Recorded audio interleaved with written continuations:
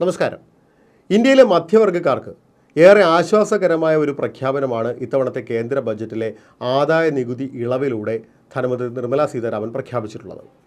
ഇതിലൂടെ 12 ലക്ഷം വരെ വാർഷിക വരുമാനമുള്ളവർക്ക് നികുതി അടയ്ക്കേണ്ടി വരില്ല എന്നുള്ളതാണ് ഏറ്റവും പ്രധാനപ്പെട്ട കാര്യം.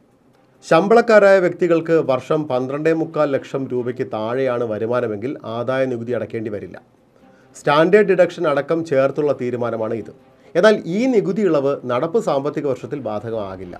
2024-25 സാമ്പത്തിക വർഷത്തിലെ ശമ്പളത്തിൽ നിന്ന് പിടിച്ച നികുതിക്കായി 2026-27 സാമ്പത്തിക വർഷത്തിൽ സമർപ്പിക്കുന്ന നികുതി റിട്ടേണിന് ഇത് ബാധകമാകില്ല.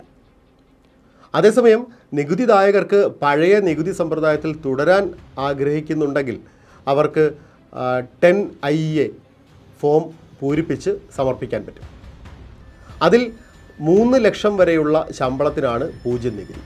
87A പ്രകാരം നികുതി റിബേറ്റ് 7 ലക്ഷം വരെ ശമ്പളം കൈപ്പറ്റുന്നവർക്ക് ലഭിക്കും. പുതിയ വ്യവസ്ഥയിൽ 2024-25 സാമ്പത്തിക വർഷത്തിൽ 3 ലക്ഷം വരെ നികുതിയില്ല. 7 ലക്ഷം വരെ 5% നികുതി, 7 മുതൽ 10 ലക്ഷം വരെ 10%, 10 മുതൽ 12 ലക്ഷം വരെ 15%, 15 ലക്ഷത്തിന് മുകളിൽ 30%മാണ് നികുതി.